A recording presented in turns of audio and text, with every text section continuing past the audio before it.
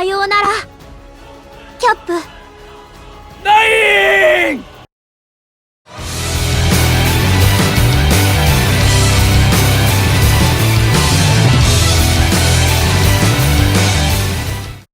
Well, people, it is the final video on V, and we've got 7 stages and a couple bonus missions to go. Let's end this before my voice gives out. Once again, the fleets meet up after the route split, both updating the other on their progress through the systems, with the increased danger of the invaders getting to Iskandar first with the head start they've gotten. The only way to catch up being through the Tarantula Nebula, that is heavy with ionic storms. Oh great, so on top of everything else with dimension travel, we have to deal with everyone getting ported to the Mirror Universe. Wait, no, considering the Universal Century is the bad end timeline for Gundam, we technically already went there. In reality, the ionic storms screw with electronics and electrical signals, so their radar's all messed up by passing through it, which makes it a prime location for an ambush. And sure enough, Damo and his renewed fleet is there waiting for them, having expected them to take this route, as they've charted their likely course thanks to intelligence provided by Melda, when she finally rejoined the Gamelan fleet. Fortunately, the fleet here is commanded by 3 idiots that are in competition with each other for accolades, and while they aren't straight in fighting with each other, it does keep their respective ships from being that effective, especially considering we already wiped out a force of 10,000 of their ships. However, they have their own plan, using a dimensional submarine that can hide between the folds of reality to distract the Yamato as it slips in and out of defenses with ease, and capitalizing on the distraction to fire a drill-tip missile at the Yamato, which punches straight through the wave motion gun's firing mechanism, rendering it incapable of firing. Yuki takes off to see what can be done to dislodge it in the event it's a bomb.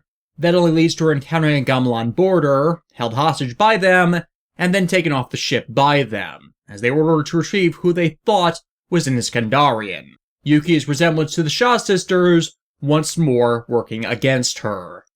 Suffice it to say, Kodai is pissed and wants his love interest back. And once again, to make matters worse, not only does Damo finally show up to spearhead the fleet proper, but the invaders finally catch up on their path through the region. This all keeps them from chasing after the dimensional submarine, so it unfortunately gets away with Yuki. Damo, when he shows up, is fortunately once again the reasonable sort of man, so understands the greater threat the invaders pose to everyone, so we're focused in combat wholly against them before settling our own scores. But if you want some tact points, make sure Damo doesn't have a chance to destroy a single one of them. Still, just because Damo is honorable, it doesn't mean he's not going to give his all to do this job, deciding that after all these losses, that to end the threat of the Yamato while it can't fire its main gun, he's going to ram it to destroy it. It doesn't work, but there's once more respect held between the sides for all of this.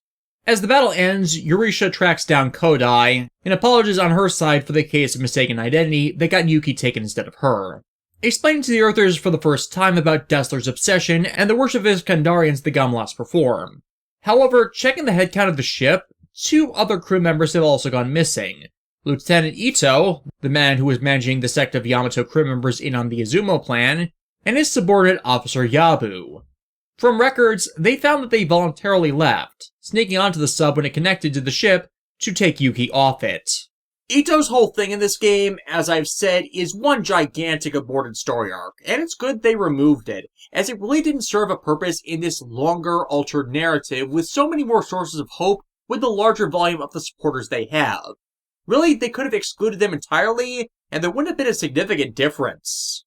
Fortunately, Yuki and the others have been taken to a prison planet named Lepidoptera, in a nearby system. Yuki, realizing their worship of Iskandarians pretty fast, is starting to pull a fast one by playing into the act to keep them from abusing her. As they skipped around content here, it seems to work better in the series itself, though. But with the recent government upsets performed by the coup and Melda's father being thrown around the power structure, well, it turns out that Destler's attempts to avert an uprising have only emboldened his critics. Melda contacting us again to let the ships know where Yuki is, and also warning us that the Guardian have been performing raids on Gamelan space that are the root of Destler's continuing discontent. But they're not the only ones. For as the Earth Fleet Tenku arrive, they find the world is under attack by the main force of invaders, and are only a few steps away from consuming the planet, as Lepidoptera is home to crystals that are natural superconductors of geothermal energy, which the invaders can also consume to fuel themselves. We cover Melda and the remaining Gamelan forces so they can retrieve Yuki for us. Though unfortunately our units have not formed a successful absolute defense line, Stinger and Cohen having made it to the planet already, and gotten enough energy on the way here to evolve into this David Cronenberg-esque monstrosity that will consume all life and all Getter energy in the universe. It's like, what do I even call that thing? It's so grotesque, and I can't even imagine how evolving like this would be an advantage being caused by random rapid aberrant mutation. But this mutilization and the invaders streaking across the cosmos to destroy life, the antithesis to why Getter energy exists, well, it's time for the Getter team to step up and show them how humanity has truly harnessed Getter power to protect life that will go beyond their limits and become the next source of true evolution. And in doing so, call upon the power of the Emperor. Go! 分かってるな。6つの心を一つにしろ。ゲッターを信じるんだ。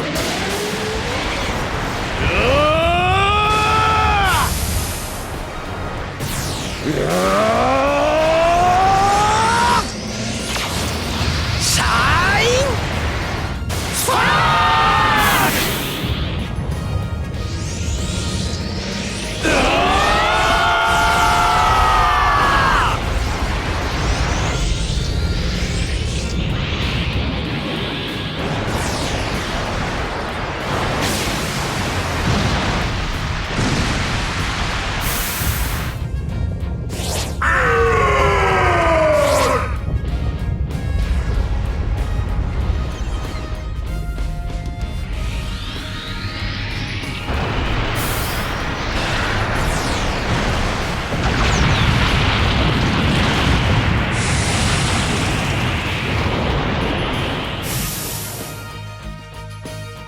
！One shot, one kill.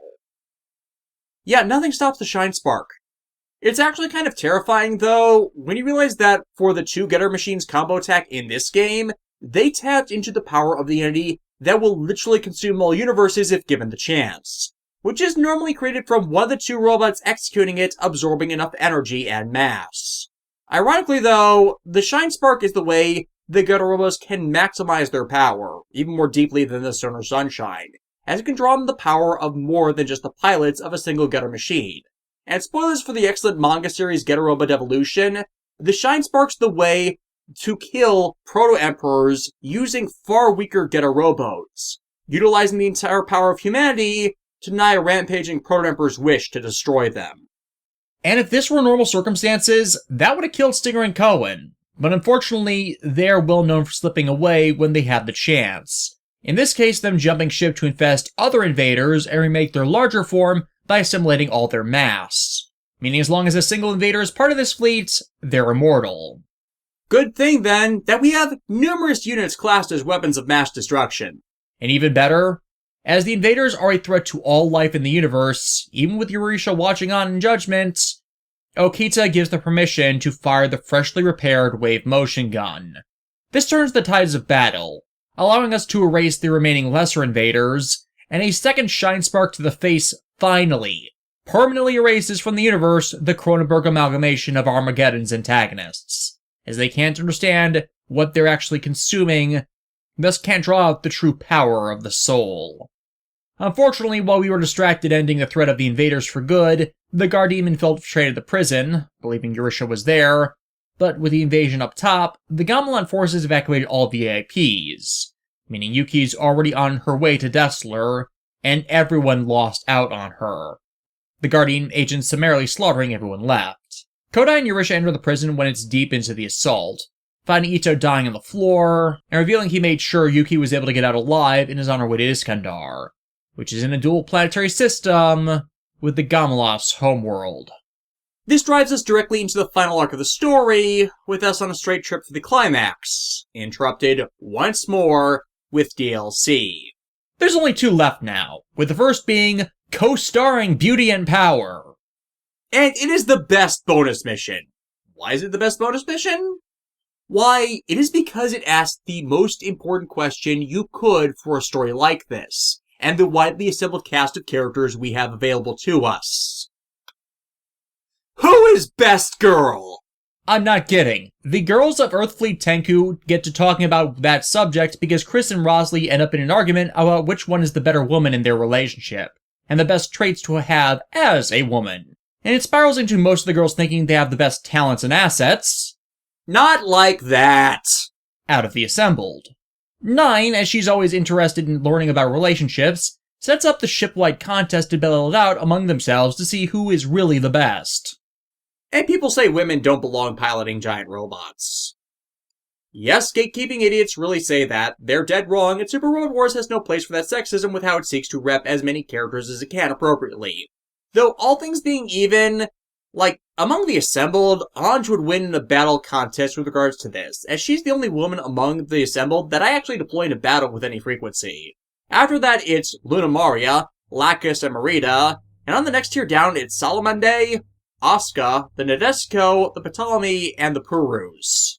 But as this game is mostly gender representative, we actually do have over 24 units piloted by women or repped with women as part of them in this game. So they do have a good enough representation to have one large mecha brawl in this. Even though co-pilots like Double O's Marie are left out of this, with exception to 9 who takes over piloting the Vang next for them.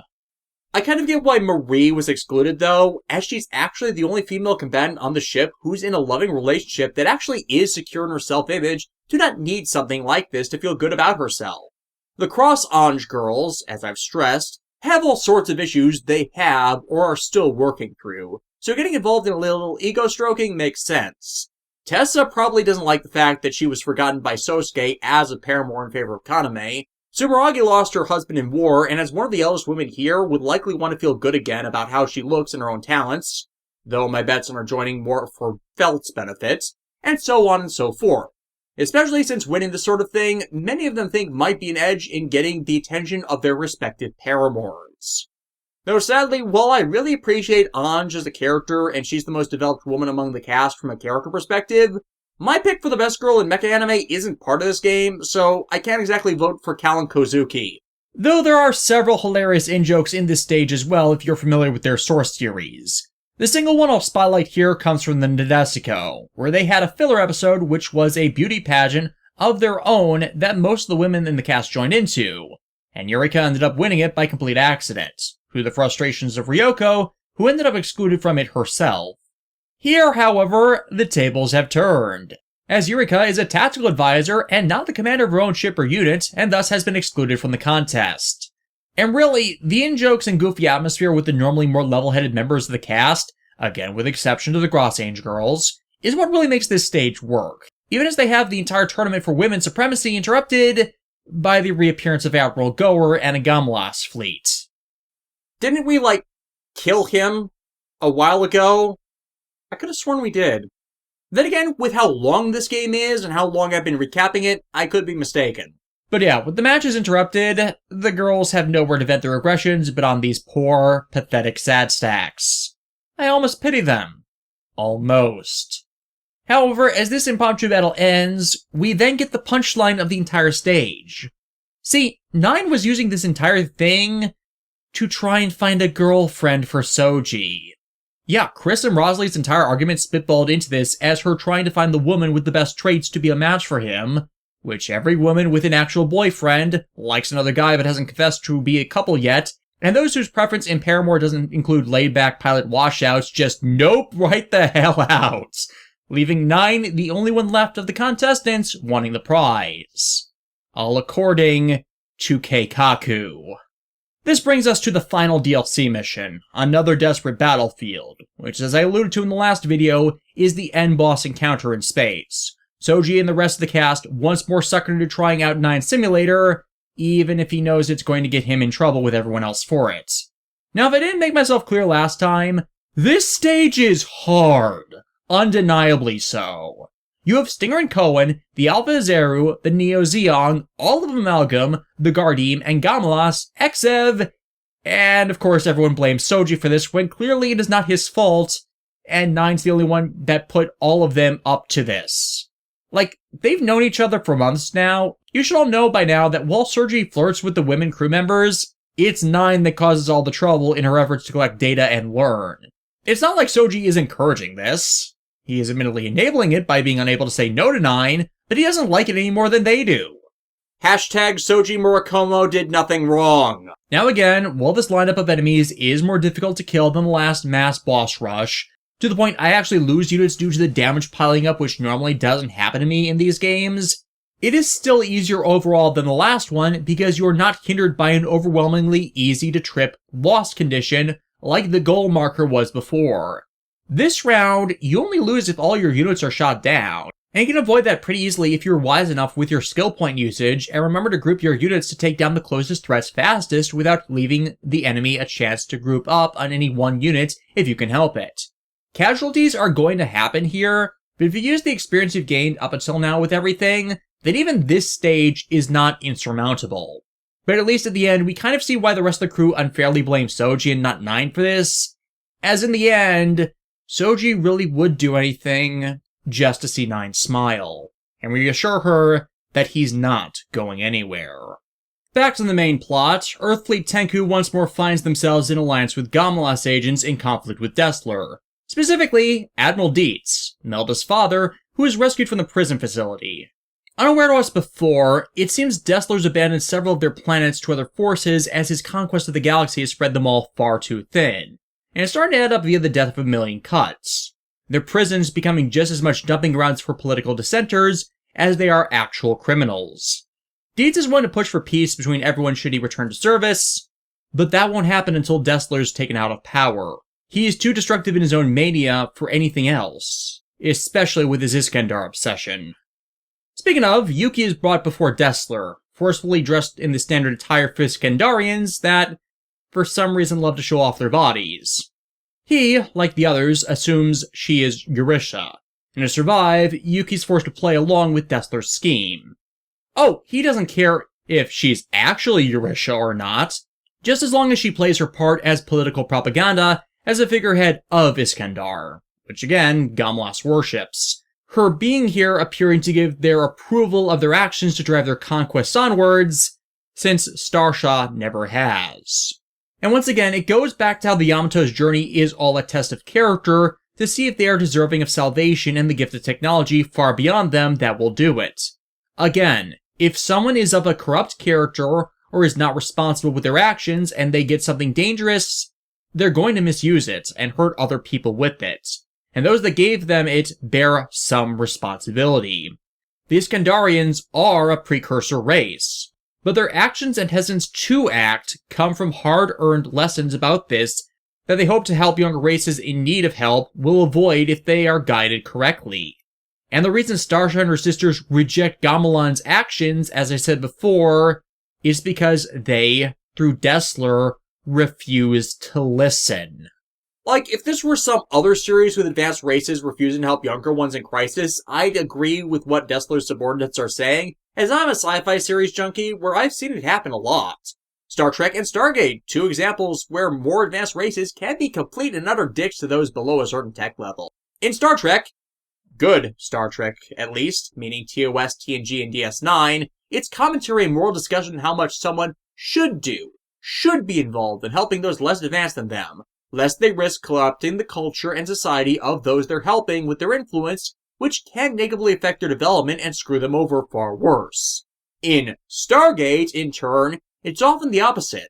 Criticism about how advanced societies refuse to do anything to stop the abuses of those less advanced than them by a third party, and arrogantly take zero responsibility to guide their juniors in not screwing up big time with new technological advances or abandoned precursor tech they stumbled across left by those that had no care to what they were abandoning. The Iskandarians, to contrast both sides of this, are not being irresponsible or uncaring to the plights of their juniors. But they're not going to give dangerous things out without it being shown to them that those they gift it to can handle such without abuse. But now, as Destler's about to make his big damn speech that will drive Gamelas into a frenzy to continue their conquest now that they have an Iskandarian on their side, does something come in to wreck his plans? Yes, because we are so far away from Earth and, frankly, Destler is the only other psychics in the galaxy under his employ, it makes sense the ELS will be drawn here, and it's not going well for the Gamelan's planetary defense fleet. which makes Destler reveal Starsha's absolute worst fear. His scientists have reverse engineered the wave motion gun, and then proceeds to use it without any restraint. Or at least he would if this Death Star was fully armed and operational, but they only just got the thing to work. And in comparison to the Yamato, which had the blueprints to the wave motion tech to work off of, the Gamelan scientists created it blind, so they can't fire it with any frequency. And yeah, Starsha's pissed, actually making contact with Destler herself instead of refusing to speak, because they know someone like Destler getting the weapon will end in nothing but atrocity, and Destler neither cares, nor understands why Starsha objects to his actions. After all, it's all for her, isn't it? She should be flattered. Not realizing, of course, it's not about her, it's about him. As I said before, he is literally incapable of selfless love for another due to how much of a narcissist he is. However, the firing of the gun only wiped out, well, less than half of the ELS forces. And the thing about the ELS is, if they can contact enough mass, they can reassemble their forces extremely quickly. And with Destler's wave motion gun firing, well, it's rendered a lot of the Gamelan defenses moot.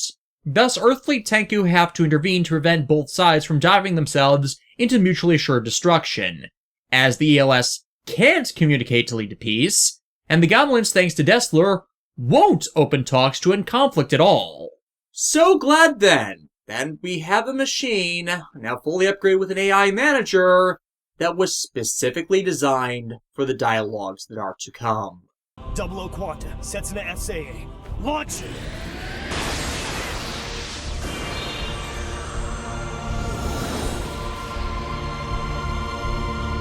For later, if you want to reach the SR point goal for this stage, learn to rush to the far side of the map to prevent the few Gamelan ships on this map from attacking the ELS. For that goal, you can't let a single one of the ELS die to Gamelan fire, but otherwise it's just another mop-up operation in order to allow Setsuna the clear path he needs to make contact with the ELS seed that is controlling all the lesser drones.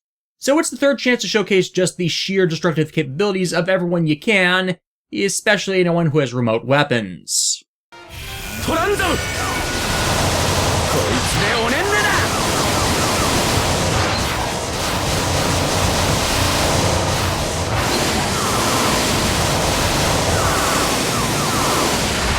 これで終わりだ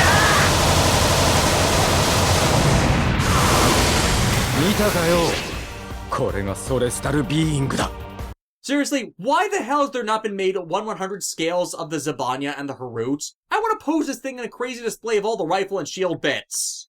The battle is only punctuated once more by Jamie sending Chitose after us, with ironically Iskandar being in the distance, which undermines their entire goal of going with the Gardim as there wasn't faith in them being able to reach here in the first place by our own efforts.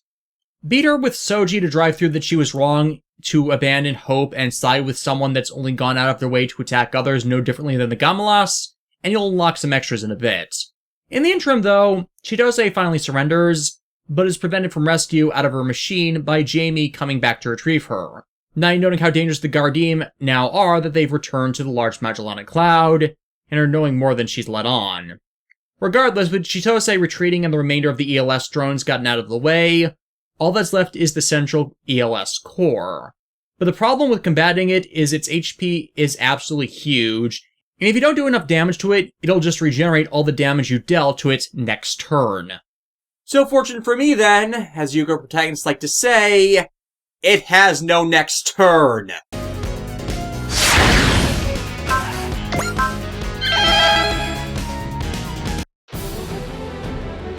俺は戦うために来たわけではだがトランザル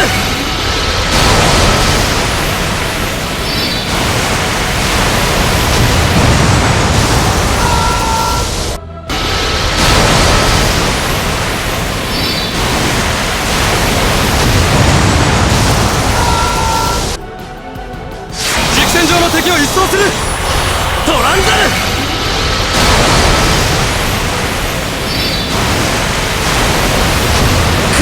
切り裂く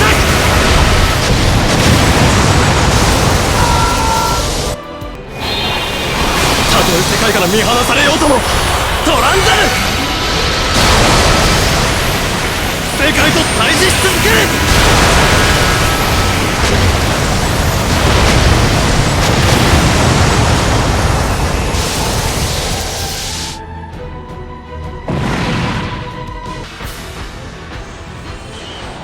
Do you need a beacon to the future? I, Graham Acre, will gladly oblige!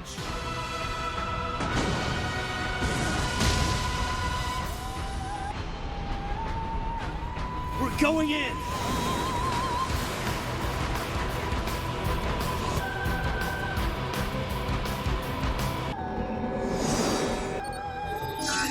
Activating quantum burst.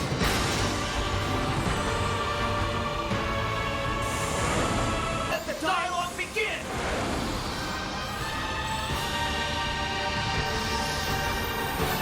With Tieria regulating the data flow, Setsuna succeeds in making true first contact with the ELS, making them understand the need for communication outside of their assimilation, causing them to end all hostile action, and transform the body of their core into the grand representation of the inner peace Setsuna has long sought. Felt's flower. Unfortunately, Destler's subordinates have repaired his wave motion gun for a second shot, and it's ironically the Gardeem attacking to evade Gamalas to prevent the gun from firing. Kodai and Yurisha realize Yuki's on the satellite platform, and take a fighter to go rescue her. And while Destler's busy fighting off more Gardeem androids after wave motion tech for their own pursuits now that there's another less protected source of it, Kodai succeeds in getting Yuki out and confessing how he feels about her, but only because 9 stops all the androids, by sending to them an override code. For System 9-9, has been a Gardeem information retrieval terminal this entire time. And because she opened access to her systems to transmit the code for them to stop, she in turn can be hacked, thus permitting Jamie to finally recapture her, and turn her over to her boss as the central component they actually have needed all this time for the revival of the true Gardeem super-civilization. Gotta say, I did not see any of that coming. But it all makes sense in hindsight. We knew the ERS-100 that eventually begat 9 was from a precursor civilization, but it wasn't expected it to be the Gardeem. After all, it was found abandoned on Earth's moon, and Gardeem seemed to think of anything related to Earth as being an immaterial backwater, so they'd just take what they needed and go. And with their focus on the wave motion tech before, it seemed like something they'd know about from conflicts with other progenitor races. Not necessarily either the Gardeem or their ancient enemies, the Iskandarians. It could easily have been a third precursor race that made 9 to restore themselves once peace had come about, and Iskandar being part of why they died as they got in the way of the two fighting, and thus the survivors regretted that loss.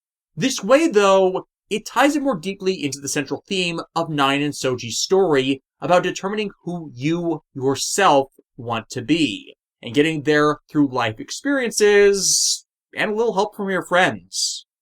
Plus, those Gardeem androids we've been seeing periodically, yeah, the resemblance to 9 then serves as intentional foreshadowing as her more developed programmed self that she sees herself inferior to, as those terminals are all complete with their purpose in existing, while she comparatively has had to struggle with those exact questions about herself. But because Jamie's hijacked her, all of her personality has been wiped away, leaving her as a drone just storing knowledge. Soji staying back as the others escape, as he just can't abandon 9. Thus, Soji's taken aboard the Gardeem mothership and presented before their leader, Alforz Ram Halharis, the last survivor of the Gardeem's war with Iskandar for control of the universe. And he proceeds to promote the good of the Gardeem, that they were a rigidly structured race that valued order and efficiency in all things, meaning they were hyper-authoritarian, controlling every aspect of life from the top down, and like Destler, wanted to spread that advanced civility to the galaxy. Unlike Destler, they didn't even pretend it was for anyone but themselves. Suffice it to say, the galaxy fought back because they didn't want their lives subjugated, and nearly wiped them out. And yeah, Soji calls that out by his sarcastic comments in response to Alforz's recruitment speech, as even if they had the best intentions, their method and the result of them are both abhorrent, as they don't in any way value life, but efficiency of a system. He tries to slander them with Iskandar's hidden past, and the reality that they themselves abuse the power of wave motion technology in their own guns without care or reason to the consequence. And it's not exactly a fact they've hidden, but it's clear with the Shaw sisters that they abhor their race's violent past, and they've turned away from that themselves. Again, the moniker of an enlightened species is, in making a mistake, they regret it, learn from it, and strive to not repeat it or permit others to repeat it themselves. The sisters' conduct shows that they've learned and are on a path of absolution, while the Gardeem are just trying to start the same crap all over again that they were trying to do centuries before. And they are starting that with the system Nevanlina, the ultimate goal for all their actions, which will allow them to fully revive the Gardeem. And 9 was built to be part of that system, as a terminal for absorbing and analyzing information on other races for use in life regeneration. Chitose did her part in this in hopes she could, if she helped, borrow the completed Nevanlina to fix Earth after learning of the Iskandarians' past, and likewise 9's hesitance around the tech and the doubt Eurisha caused being conflicted due to her own origins, so everything fits. What they were missing, though, was all of 9's info on humans, them being a very similar race to the Gardeem that they could be used as a basis by which to allow Gardeem repopulation once she completely understood them, and they've been pushing them through their encounters so 9 could get more data. If they lost and the Gardeem recovered 9, they'd consider the tests over. However, here's the other shoe that Chitose was unaware of. Despite humanity's plight and them now only having 6 months to live if Earth isn't fixed in the NCC dimension, less time than that thanks to the world fusion, the Gardeem, once they complete Nevanlina, will focus solely on themselves in their reconstruction, which would take decades as they consider the Gardeem civilization to span the galaxy. Meaning they never had any real intention of saving the NCC dimension's Earth, beyond as a stepping stone to begin again their conquest of space. Soji of course refuses to let them do what they want, recognizing how badly Chitose was taken advantage of, and he's summarily thrown in a cell, while at the same time, the rest of Earth Fleet Tenku has likewise descended upon the capital of Gamalas to stop Destler and free the Gamelans from his control, especially as he has no consideration for limiting himself in battle, even if that's the cost of the civilization he's hiding behind in Gamalas' capital. In this stage, though, it's important to have and do the following. First, have 25 pilots that have achieved the rank of Ace, and at least one that's scored as a Great Ace, which is not that hard between the factory training and keeping a consistent roster of characters. And second, you need to blow up Destler's personal ship, the Desera 2. This, though, is not easy as it's a mid-boss enemy, but there is a way to cause him to suffer bonus damage that I only really caught onto at this point in the game. It's ironic, though, because I've been using the two characters all game. And that specific ability is the weakest by attack power skill the Mozingers have. The Rust Hurricane. And the Rust Hurricane shreds armor and defenses, making all attacks following it super effective. So if you want to two-shot the Desera 2, get one of the Mozingers to him and perform the attack, and then apply the EX skills and Soul to max out the Yamato's attack power, to thematically smash Destler's final trump. And when you do, the Gardeem attack force finally arrives, spearheaded by Alforce himself, which is where Destler springs his trap. Yes, his lack of care for civilian casualties is because he was going to kill them all anyways, having ordered the satellite platform in orbit to descend and crash into the planet, killing all his enemies in one fell swoop, which freaks out every supporter of Destler he still had. This is again why I call Destler a narcissist, because he legitimately cares nothing about the well-being of his subjects or the consequences of his actions, as long as it furthers his own goals. He really does have more in common with the Gardeem than the Iskandarians he worships.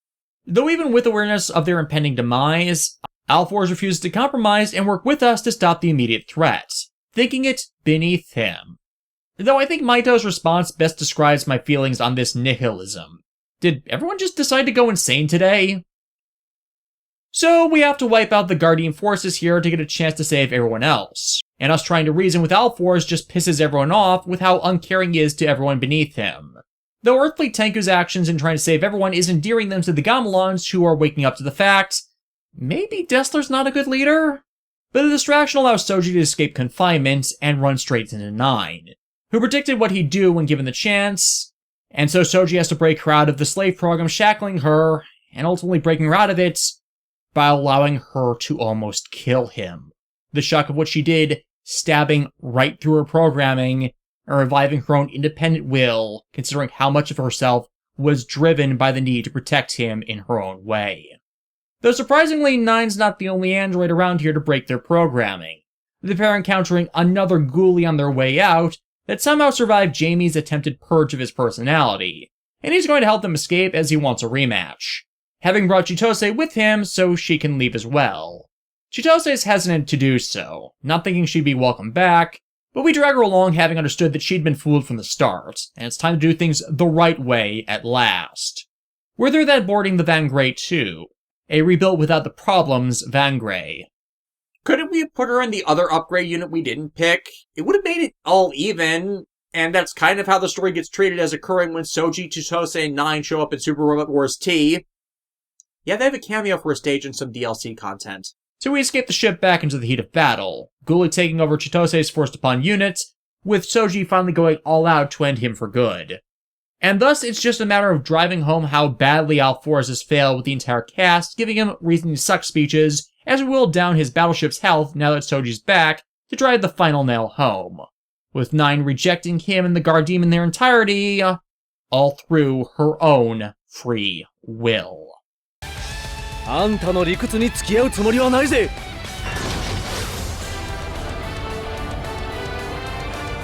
バングネクスフルアクセル。俺たちが超速の弾丸になる。ミサイルで追い込みます。ナイスだ、ナイン。あとは俺がやる。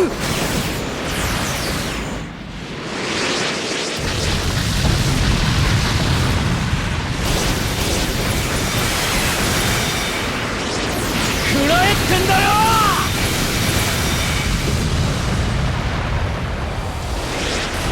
これでとどめだ。バカが長文名が。お疲れ様でした、キャップ。And with Guardian out of the way, all that's left is stopping the falling satellite, the ELS sensing the distress of the Gomulan citizens and doing what they can to slow it down, which puts in the prime target zone for the wave motion gun. Even if Starsha sees them use it and Eurisha looks on as they do, it's better than letting civilians die. With the main mass destroyed, the ELS absorb the remaining fragments, so no one else is lost today. However, there are consequences from this, and thus, it is time to pay the piper. So we reach Iskandar, Eurisha bringing the bridge crew of the Yamato, Bright, Setsuna, Soji, and Nine to see her sister, and suffice it to say, Starsha is not happy. But it's ironically an appeal from the remains of the Gamelan government on the fleet's behalf in thanks for saving them that even has Starsha listen to what the crew has to say. And there are no excuses for what they've done in weaponizing the technology they were given. Seeing Setsuna, who's bonded peacefully with the ELS, and also Nine being valued by them, however, shows they're different. And with consideration to what Eurisha's seen of the situations that the Yamato solely use the wave motion gun in, not as a weapon of first resort, especially when they have the opportunity to wipe out the entirety of their enemies with it again and again, it ultimately makes her decide that, yes, while she's on the fence, they have nonetheless passed her test, as even if they learned the wave motion gun on their own, they were more wise than Iskandar itself with its use, and thus can be entrusted with the secrets of the Cosmo Reverse, converting the Yamato itself into a delivery system for the power which replaces the wave motion gun on the ship. However, before they leave, Starsha reveals something more to Kodai, Mamoru's grave. Turns out that when the Yukikaze was shut down in the beginning, the Gamelans captured him, and the prison transport he was on crashed on Iskandar. Starsha connected with the man as his death from his injuries was slow, ultimately coming to form an unrequited love with the man for the kindness she saw within him, and upon his death, retained the essence of his spirit so it could be installed into the Cosmo Reverse to power it in the rejuvenation of Earth. Thus, Earthfleet Tenku is allowed to begin their trip back in peace and victory, not seeing the Guardian android left behind on Iskandar, who deems the world and its few remaining people no longer of any threat to them. As we make our way back to Earth, however, we are ambushed within the dimensional transit by Destler, once more wanting revenge. Several of his remaining minions and Destler himself boarding the Yamato to take it as his own, and the ensuing battle Yuki is shot protecting Kodai. While the crew repels the boarders, Yuki is left near death, her life only preserved by Yursha's former pod in hopes they can better heal her when they get back to Earth. Right now, however, everyone is more focused on making Destler pay. A beatdown that is unfortunately subverted when Stupid Hair shows up, banishing Destler's ships somewhere else, and whisks Ange and also Alakas away to True Arsenal, his home away from home outside of normal space-time, the realm he was banished to when his dimension travel experiments he originally made the Ragnamail for resulted in him being thrown beyond such grasp. And here is where he's kept the other members of his forced-upon harem. However, thanks to the Vilkas liking Ange more than its creator, it drags the rest of us to True Arsenal as well. This is the stage for clearing out all the 80 Dimension antagonists, both Hokushin and Leonard also being here, all of them watching from afar as the world fusion will soon complete itself and restore everything to nothing. Them expositing like I did earlier about the UC Earth and NCC Earth once being the same Earth, before the Embryo-Mycenae conflict split it, and Embryo's followers and other survivors migrated to the AD Dimension Earth, which is also dragged into this world fusion as it's in the best shape of the three, with Sophia and her Whispered being the psychic anchor they're using to help drag them all together. They also exposit about the NCC Dimension's Kaname Sagara researching time travel that Sophia tried to lock onto and send back as it interacted with the Yamaska experiment that created the Whispered that's not helped this. But as I've said, their use of Fullmetal Panic content in this game is pretty bad, and likewise there's nothing that says any person has to follow the same path as a parallel dimension counterpart of yourself. That's part of what makes them a parallel dimension counterpart. You're different from them because you made a different choice than them. And them robbing Kaname of her ability to choose just because an AU version of herself did things isn't a justification for what they themselves are doing or placing the blame on her for them, because she didn't do them, and you've been blaming the wrong person involved in all of this. It's just pathetic the way Leonard makes excuses for all this as well, saying women like Kaname need to be tamed and controlled because no one controlled her mother who abused him and blah blah blah. I have no sympathy for a man who decides the entire world's at fault for the actions of one person. So after wiping out the remains of Amalgam once and for all, and one final clash between Hokushin and Akito that ends as anticlimactically as possible,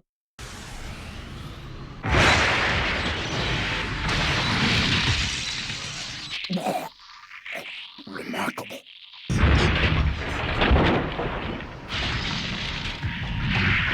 Like a bitch. that just leaves Sosuke and Tusk to charge right on in to finally rescue Kaname, in a repeat of the earlier freeing of her from Sophia's nonsense. And this time, he does it by insulting her and threatening to torture her until Sophia lets her go. Meaning it is literally the power of Tsundere that frees Kaname from the malice of an untethered psychic spirit. Sophia herself, upon Leonard telling them the truth of Kaname Sagara, also decides it's time to let go. Realizing the guilt she suffered under that's affected Kaname, well, what she did to try and make things better was never centrally her fault either. Those like Leonard just took their gifts and used them the wrong way, as anyone could do. At least bonded to Kaname like she is, when Kaname finally dies, she too may know rest outside of her unstuck purgatory. Stupid Hair in turn is once more trying to turn up his failed seduction of Ange, proclaiming they can be immortal lovers here as he strips her of her clothes. But he just does not seem to understand the bright, bold yellow text that declares that she is just not into him.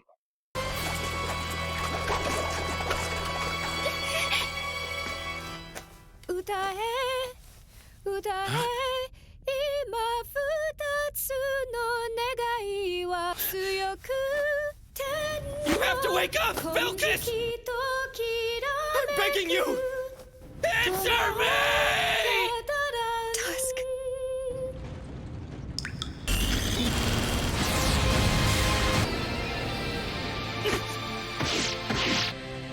Thank you, Tusk.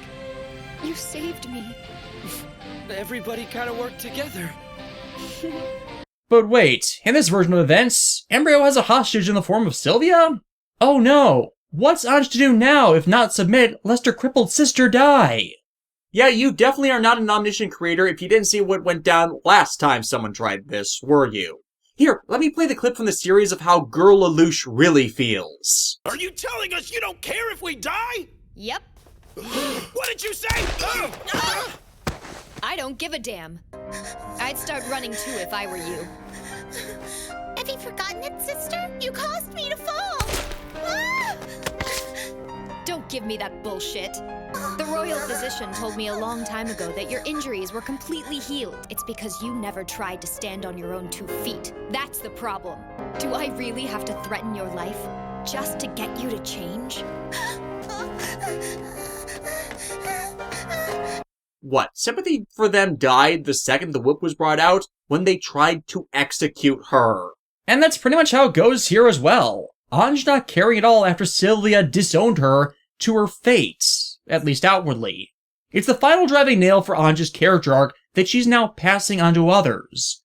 Everything of value you have to work to obtain. Blaming others for your own failings in hopes of gaining sympathy or taking the easy way out of a crisis solves nothing and helps no one. Thus, Sylvia escapes under the power of her own 2 feet. With this, everyone escapes from True Arsenal, Leonard and Embryo boarding their mechs to take their anger out on us as their plan falls apart, even as Kaname's figured out the key to Embryo's immortality, and that he always exists at multiple places at once due to how he's stuck in time and projecting clones of himself outwards. But destroy the anchor he has at True Arsenal, and then destroy the Hysterica that is his means of projection, and he goes back to being a pathetic, dateless simp. Or in short, kill him in all potential places and moments in time that he can manifest. We're going to need something that collapses dimensions. I don't think Koji should call upon Zero for that. Actually, we're not that far off. As remember, the Discord Feather of the Ragnamales warps dimension spaces thanks to Ange's song, thus performing it properly within the right notes, and this dimension pocket world would collapse entirely. And here is where the subtle genius of this plotline and how it's been executed, and why I've spent more time on it than any other in this game review, makes itself manifest. As in the AD dimension, the ancient people that fought Embryo are the ones that first gave birth to the coordinators. Also, one day, they would create a disciplined songstress that would perfectly perform the eternal story. Their key to victory was the trained diplomat in their midst, Lacus freaking Klein. Her singing in harmony with Ange unlocks the Vilcus' true ultimate power, and in concert with the other allied Ragnamales, True Arsenal collapses, leaving Leonard and Embryo with nothing. Nothing at all. Everyone is dumped back in a normal space just outside the fusing Earth's orbit, allowing them some 11th hour reinforcement by Frontal in the repaired Neo-Zeong. But he's really unneeded at this point, as we have only 2 enemies left. そうさせてもらう。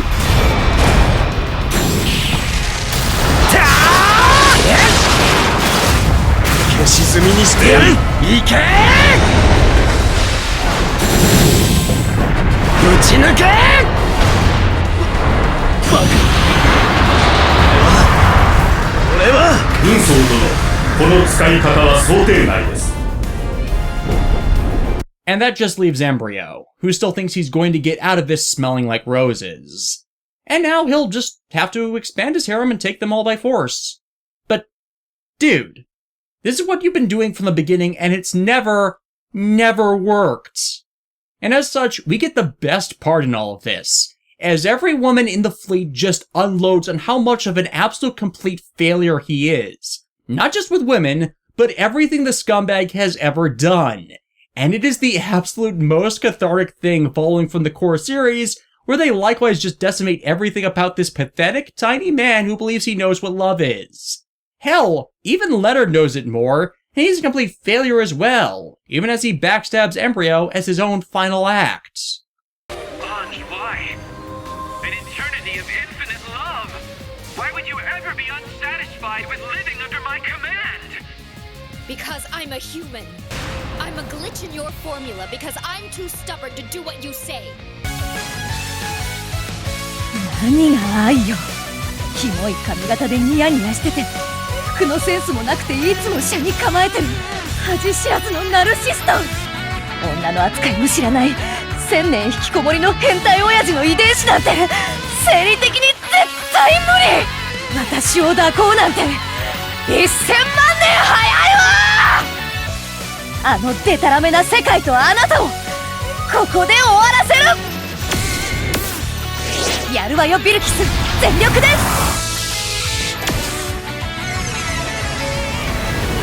間合いに入った。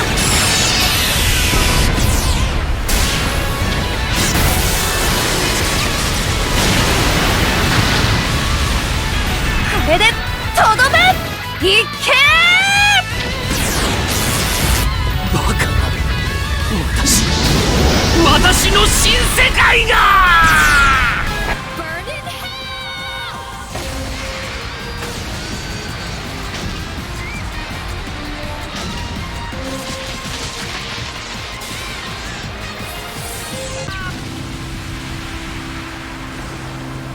But despite Embryo's demise, the world fusion doesn't stop.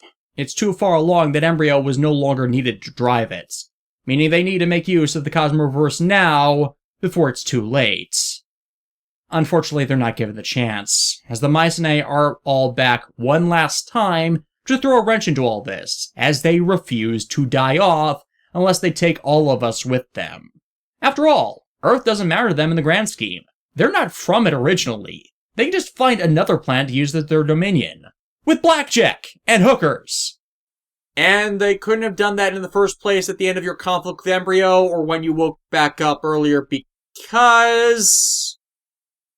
Wait, right, these monsters are very spiteful and possessive, so we'll only abandon control of something once it's beyond the point of serving a purpose.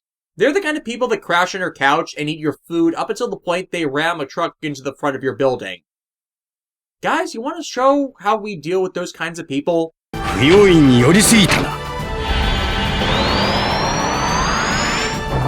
サイコシャード起動。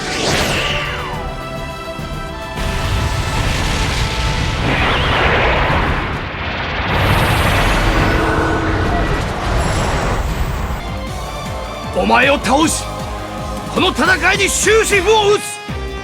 エンペラーの怒りの炎がお前を焼き尽くす。全てを出し切れ、エンペラー。レートブラスター。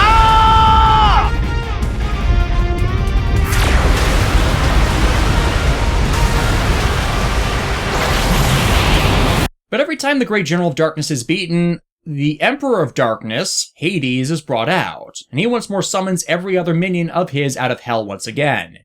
And he is not the only one.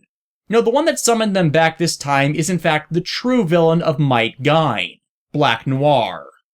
And I always thought that was a silly name. The only way you could make it more silly is if you kept adding color synonyms, like, say, Ultraman Orb, Dark Noir, Black Schwartz. Actually, wait, that name somehow works. Now, once again, for those who watched my very abridged review of Might Gain back in 2014, it was like 10 minutes long, so it wouldn't surprise me if you all skipped it, you might remember how I said how that show ended, with Black Noir revealing that the entire story was one big work of fiction to the characters inside of the story, and all events set in motion as childish entertainment. And the game is likewise following in that meta-commentary. It's saying it's doing all of this to set in motion the story ending, acting as the executive producer that is the mouse behind everything in the world as a being from a higher order universe than their own, aka a representative and representation of those in the real world. Once again, Might Gain as a series was made in circumstances where there was hostility between Sunrise and Takara due to Takara's conduct literally making it impossible to produce quality content. Of course, they would make a show that is literally built on meta story commentary, have its end boss be a literal representation of the Takara producer's misconduct. With Black Noir saying in its defense that it's never seen an ending to a story where the Earth is destroyed, and this is all nothing more than a story that it has created. Dude, I have, on more than a dozen occasions, more than half of which were made by Toei. And you know what?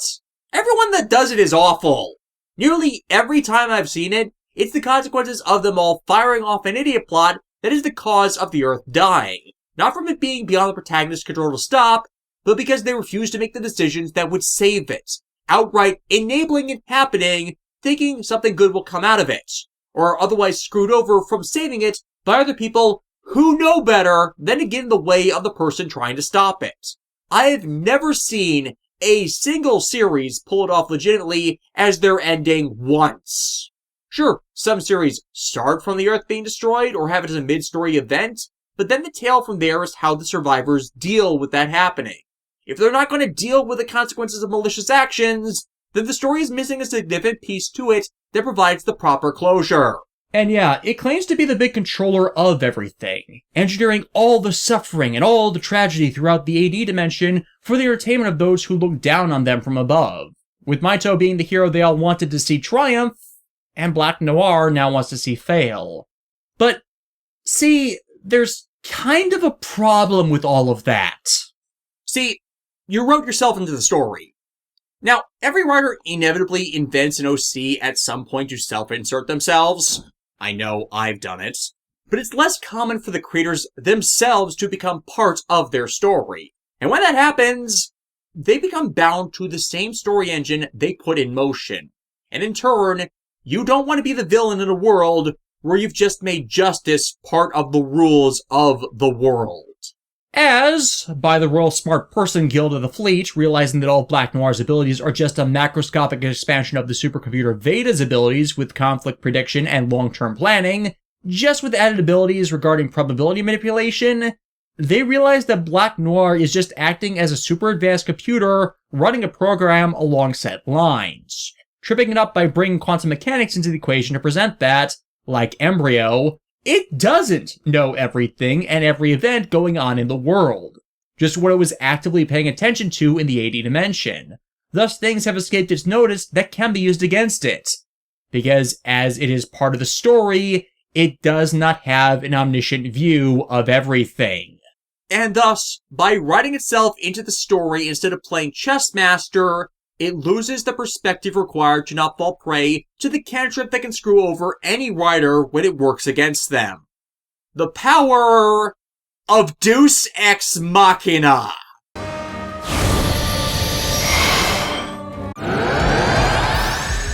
GN particles merging people's thoughts, plus psychoframes turning thoughts into will, plus Ghetto rays turning the will of the heart into power, plus machines that harness that power to physical might via the Lambda driver, plus the hidden powers of the Innocence Wave that prevent dimensional tampering, and even Daitarn 3 unleashing a secondary effect of the same purposes, all means one thing! Creator or computer or whatever the hell Black Noir truly is, by joining into the story he made possible, he's now been made powerless by the unison of souls set before him.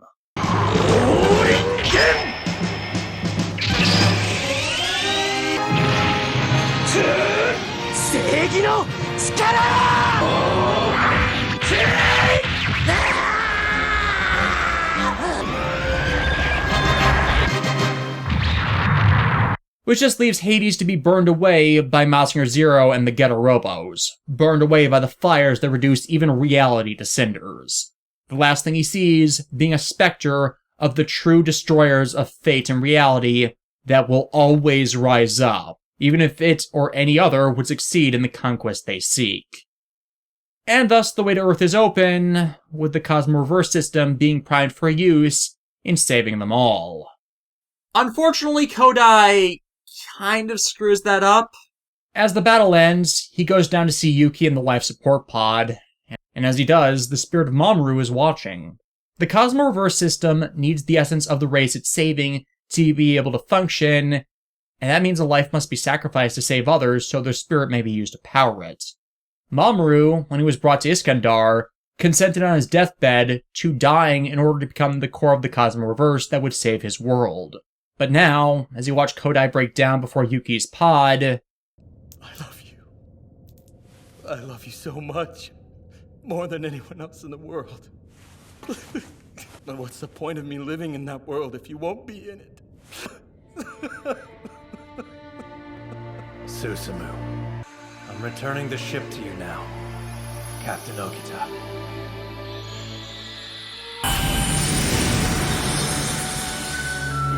What the?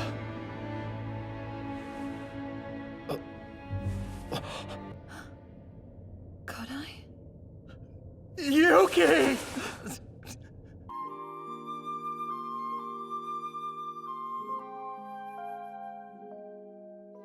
and thus by intervening to let his brother have a chance at a happy ending, the Kodai brothers have damned the worlds, as there's no longer a freely given life as part of the system to power it. Jeez, how could this get worse? Wait, right, Destler's not dead. Yeah, we kind of forgot about him thanks to Embryo's intervention, and he's followed us back here, not caring for the state of the world as long as he gets his revenge this time. Finally bringing with him Crux Dougherty, the big bad of Crossbone Gundam, who I swear should have been dead by now, even if he does have a bunch of clones of himself. How many times do we have to teach you this lesson, old man? Now, how will we possibly defeat Destler now? Oh, I know. Energy charge complete. Prepare to fire Destler cannon.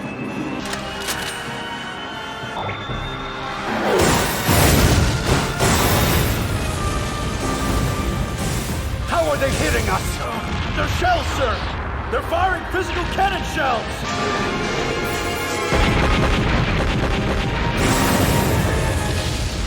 Tear on, barbarians!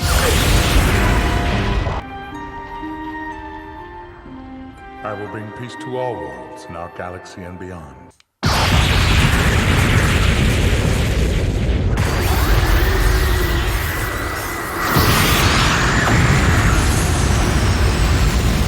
Thing is, though, Destler is a complete afterthought at this point in the story, so it's easy to just mop him up and out of the way. It gets worse. After taking out a few of Destler's ships, who should show back up, but Alfor's, also revealed to be an android copy. He sends more of their androids to the ships of the fleet, stealing the boson jump calculation unit from off the Nadesico. As is revealed in that series, boson jumps are not just through space, but through time. Thus the Alfor's android uses it to open a tear in space-time and summon to the current time the real All-Fours from before his and the Guardian fleet's final battle and destruction, thus getting around their inability to complete the true system Nevanlina. However, the real All-Four shows himself as nothing like the true structured society they claim to be part of, and is a complete selfish, irrational dick doing what he wants on a whim, destroying his android copies and their servants because they don't need them, and have no need or want to complete system Nevanlina either to rebuild the Gardim, as they are the Gardim. Except there's kind of a problem with that. The system has already completed itself. Yeah, all the female androids like 9, like I said earlier, they're all terminals for the ERS-100, the true Nevanlina. Thus, after we kick the real All-Fours' butt for attempting to conquer us just because he believes it is his right to, and basically echoing all that we saw from Android All-Fours, the android agents take over his ship, consume all matter in it, as well as all of the massive ships All-Fours tried to summon from the past, and use the data previously provided by 9 to create the form that is meant to surpass creation and remake the Gardim. It turns out these agents used the first time hole they just opened to go back in time and set all these events in motion and creating the AI and androids we've been fighting up till now, killing the Gardim remnants herself as history had showed that they had failed in their own tasks, and affairs like them should be eliminated so a true, better world can be constructed over them. Yes, in the end, it is their own rigid ordered structure that was the Guardian's end, by an out-of-control AI trying to impose order onto a chaotic free-willed structure, lacking any compassion to those they destroy. Or as 9 puts it, even with all of their observations of life, they have learned nothing from it. For as 9 reveals as she in turn attempts a suicide attack to try and wipe Nevanlina's AI by hacking it, there's data Nevanlina never took into itself. Data 9 never willingly shared with the system, as it's the missing piece of herself even she didn't realize she bore. The missing percent she gained from this entire journey, and all the experiences part of it, by walking side by side with the man that is her co-pilot, partner, best friend, and even more. And that missing piece of herself lies within the question she is asked about every time she had a chance to, towards every person in the fleet that she saw had that missing piece manifest in. And because of that, because she never filled in that data, when something the Guard team never had or experienced, Nevanlina herself is incomplete, and incapable of achieving the perfection that is her entire purpose of being. And she has already lost because of it, as it is the capacity every human is born with. Good people nurture, and true heroes believe in. It has been a byline throughout the entire game, even if you didn't realize it. And it is the core of why I even did this game. Because as part of my 10th anniversary of producing videos for the internet, I wanted to do something to celebrate it, and why I even started doing this whole reviewer thing in the first place. Because it is the easiest emotion to celebrate, but is often lost in the toxicity of either online culture, forgotten in the myopia of destructive politics and religion, or even made pointless by the malice of certain content producers or creators turning content once adored into something to be reviled. And that's something that, at all ends, needs to be fought against. For, you see,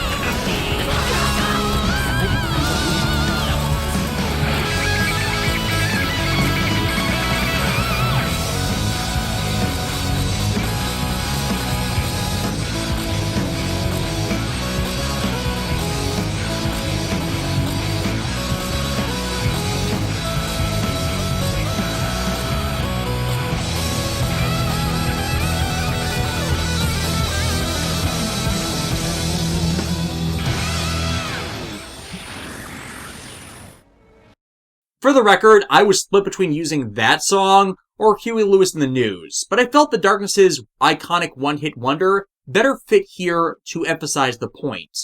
Illuminating, isn't it? But yeah, with a raising to sex speech available from every character you use in the game, primarily from the protagonist though, this is a stage worth a lot of replay value as you decimate Nevanlina and all her remote terminals, ultimately culminating in the units that can affect space-time anchoring her down so she can finally be obliterated by the final use of the wave motion gun. All tasks have been cleared, and 9 explains how she was wrong from the start. As civilization is a product of its people, and a civilization that has no care to the working mechanisms of it is doomed to fail from the ground upwards as it all falls apart. But moreover, the reason 9 even was on Earth is a very simple fact. The Gardim live. They abandoned their ways and the toxicity of their society and settled on Earth. They interbred with the native humans, and in that way, they have lived on for centuries, unneeding rebirth as all these rogue androids wanted. But even with Nevanlina defeated, there is still no way to fire off the Cosmo Reverse, as there's nothing to power it, which is where Okita comes in. With this entire battle, the man has overstressed himself, and his illness has left him on his last legs. His will is strong, but his body fails him. And thus, with his final breath, Okita sacrifices himself to restore power to the Cosmo Reverse. The old man who lost it all because of callousness has now saved everyone out of selfless love. All the worlds are reset to how they were. The NC dimension Earth rolled back to how it was before the planet bombs, and even the UC dimension seeing the effects of both ghetto radiation and angel contamination ending, and so will be a thing of the past. The end of conflict on all sides, plus the further distribution of the dimension travel technology, has put in motion the steps to a longer peace. Zeon under Minerva leveraging peace talks with the Universal Century government, somehow, to hopefully put something in place to lead towards a longer lasting peace. Considering this is the Universal Century we're talking about, I'm not counting on it. But a number of the older guards seem to be putting in a genuine effort towards it. Bright even entering politics to make sure the spirit of the original UC charter is followed. Camille and Fa are going to medical school, Judao is joining back to the Jupiter fleet with Rue and the Purus all in tow, Hathaway's going back to his botany studies to help shore up Earth's ecosystem once the planet is more healthy from external factors, Bonner's sticking with Minerva wherever she's going once she steps down from Zeon, and Amuro, because he's alive in this timeline, will be a test pilot for new mobile suit technology intended to take humanity out properly into the cosmos. Sosuke and Kaname finally return home to Jindai High, Sosuke choosing to retire from service to truly be with Kaname with nothing between them. In Tokyo 3, the Ava pilots are put on perpetual standby, as the angels have all fallen dormant, and with no monsters attacking, there's no rush to need the Avas. Thus setting off the events of Evangelion Anima instead of Rebuild of Ava. What, it is a legitimately better ending. Both the Mazinger and Getter teams are likewise joining Amuro in the Deep Space Development Project.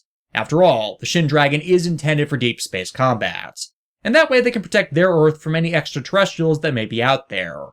Over in the AD dimension, with the geopolitical structure of the world completely changing from what it was without the influence of the founding nations, a lot of heroes of their Earth have some free time now. Thus, Kira's going on a trip to properly see the world, and he's dragging Shin and Luna with him in hopes they can all learn something from the experience to change and broaden their horizons, while Authren in turn is staying in Orb, in hopes that he can finally fix the damaged relationship he has with Kigali, and the two can get back together. And Lacus does the same for maintaining the peace for coordinators in the plants. Kappei and his family bury the Zombat 3 at sea, its task seeming to be done, but if ever there's a need for it, they'll come back for it, safe knowing that it's there, just out of reach. Banja Horan's joining an operation in concert with the Senpuji concerned to try and terraform Mars for habitation, with the entirety of the Brave Express Corps on board to putting their abilities to use in building for the worlds, not just protecting it, with Maito off-screen proposing to Sally. Akito, Yurika, and Ruri leave service and reopen a small ramen cart, Akito getting assistance in rehabilitating his taste buds so he can become a proper chef like he always wanted. Once again, a better ending and more cohesive one than he got in Prince of Darkness. Ange, placed in charge of Arsenal after Jill stepped down, finds the entire populace is bored now that they're not fighting dragons on behalf of the founding nations, and thus decides that they're going to turn Arsenal into its own island nation resort. It's a prime stretch of real estate. All the girls of the cast have a wide variety of skills to complement such an enterprise, and she can have everyone that matters to her close at hand, with Tuska and Hilda acting as said left and right hands. And in doing so, they'll rake in the earnings from all three dimensions. As for the founding nations, I wouldn't worry too much about them. They can descend back into anarchy for all anyone cares if they're not going to learn the lessons everyone else had to. And finally, Celestial Being has had the colony ship Celestial Being returned to them and refurbished, the crew planning to set out in advance of the rest of Earth to open dialogues with other races in the hopes of peaceful first contact, especially on the off chance that the ELS happen to exist in their universe as well, in order to prevent a conflict like they saw before. Also, with there being a bit of ship teasing on that side that shows, since Setsuna didn't get absorbed into the ELS this time, that there might be a hope for a relationship with Felt yet. And finally, in the NCC dimension, Tobia prepares to see Seabook and Cecily off, only to find they're not returning to their civilian identities just yet. The Jupiter Empire has a power vacuum now that Dougherty's dead, and Bernadette's still a bit too young to take over. Thus, Bera, Rona, and Kincaid now will help her and Tobia in guiding the Empire into a more peaceful path that will help open everyone up to the stars. And before everyone goes their separate ways, the Earth Fleet Tenku unite one last time to pay their respect to Juzo Okita, the man who saved the worlds. With the last epilogue in turn left just for 9, Soji, and Chitose, as there's a lot of work to do to rebuild their world, but the ERS 100 is up to it, once she gets their help in truly understanding that thing they call love. And she's going to do everything she can to learn about it for as long as she must, right by their sides. Super Robot Wars V is absolutely fantastic. While I clearly have problems with how they use concept from Universal Century Gundam, and I feel Full Metal Panic is the worst executed story of the amalgamation in this, the rest of everything is damn spot on, really enjoyable, and makes everyone and everything in the greater story work.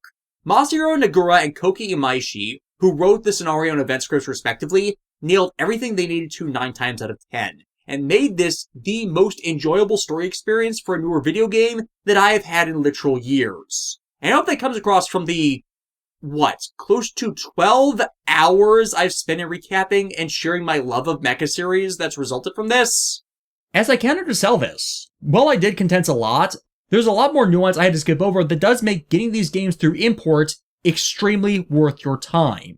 As the characters from the core series work, the crossovers work, and the original characters all work, both in reenactment and original content made possible by the world fusions. Even for the new lights you see cast in for their post-stories that provide better closure than some of these got. Who knows, maybe doing this has opened up all your horizons to some of these series you might have not heard of or not have a good opinion of, and I can't recommend most of them enough. If anything in criticism of the game, well, it did get annoying and repetitive to have so many of the later maps consistently have multiple stages to them where another enemy would come in, interrupt the battle, and take over as the antagonist.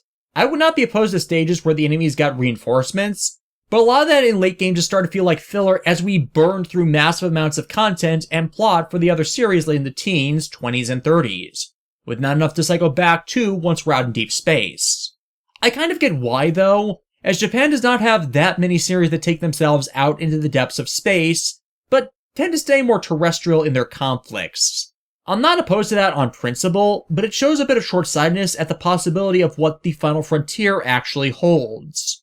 But I'm at least happy in the aftermath of everything that the characters of this story now look up to the sky with their eyes now open to the possibilities that lie out there beyond our imagination.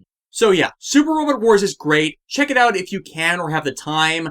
Though if you have a Nintendo Switch, buy the Switch port for V simply for portability, as a lot of these stages do take time to clear, and you'll get all the DLC fun up front.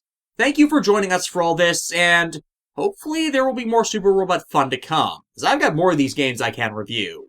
I'm Shinta, and I will see you all next time.